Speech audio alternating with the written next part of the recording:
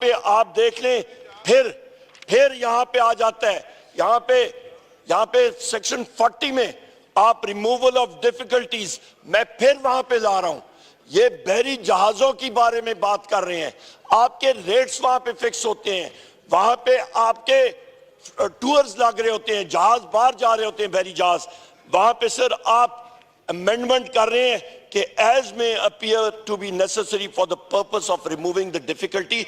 वही बात मैं पूछूंगा जनाब स्पीकर, उस चीज का वो नेसेसरी की डेफिनेशन हमें बता दें। क्या आप हजरात ने ये पढ़ा है?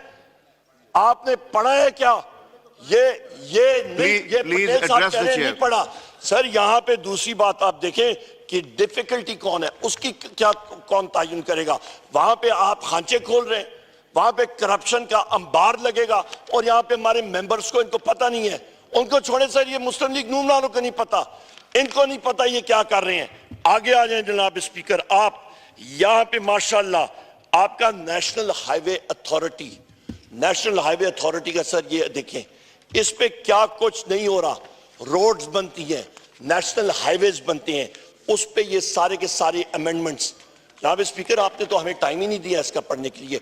ये कानून हमारे पास माहिरीन कानून बैठे हैं, इनको टाइम नहीं मिला इसका एक्ट, इसके ऑर्डिनेंसेस, उसका स्टडी करना, उसका फाइनेंशियल इंपैक्ट क्या करना।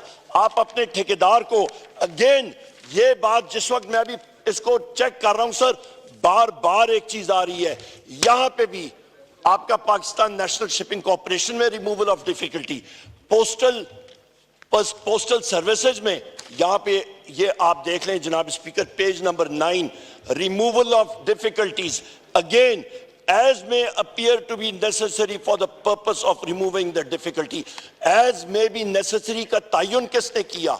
उन मुश्किलात का, डिफिकल्टी का तयन कौन करेगा? हमें बता दिया जाए। रेट आगे ये अपने मन पसंद कॉन्ट्रैक्टर्स को दे रहे, पीछे मुल्क का दिवालिया हो जाएगा, अरबों रुपए के पहले ही हम लोग कर्जोई हैं, ऊपर ये माशाल्लाह अपनी जेबें फुल कर दें, पीछे रहेगा क्या? पहले भी होता जा रहा है, अभी भी। फिर आगे आ जाए जनाब स्पीकर आप, amendment for the privatisation commission ordinance. Sir हमें क्या मालूम, प्राइवेटाइजेशन कमीशन में मुल्क के असासे state owned enterprises privatisation commission के जरिए बेचे जाते हैं। एक एक लफ्ज अरबों खरबों की वैल्यू है वहां पे जनाब स्पीकर। यहां पे ये बात आ रहा है, अपीलेट ट्राइब्यूनल के बारे में आ रहे हैं, यहां पे आप आ रहे हैं जनाब statement of objectives and reasons. इस पे हमें क्या मालूम, हमें अप्रेस करने का टाइम नहीं मिला। यहां पे आप करने जा रहे हैं प्राइवेटाइजेशन, किसका इंपैक्ट? ये नवीद कमर साहब रह चुके हैं प्राइवेटाइजेशन मिनिस्टर, इनसे पूछे इसका इंपैक्ट क्या होता है?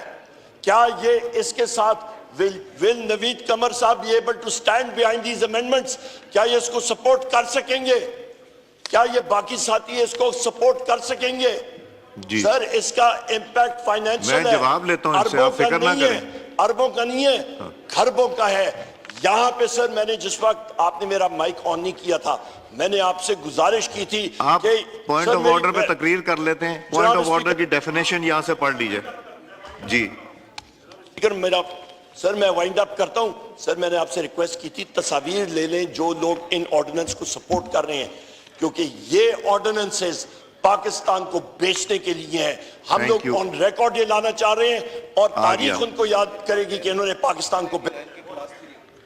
जी मिनिस्टर साहब, मैं दो चीज़ों की गुजारिश करूंगा। नहीं, अब मैंने कोई पॉइंट ऑफ, नंबर 1, ये जितने ऑर्डिनेंसेज हैं ये आप असेंबली में लाएंगे, कमेटियों को भेजेंगे, पास करेंगे, या वैसे ही कर देंगे? एक ये सवाल भी है। दूसरा, मिसचिफ इन लॉ का भी, जरा मिसचिफ इन लॉ उन्होंने कहा है, वो क्या, जरा मुझे उसकी समझ नहीं है, जरा वो भी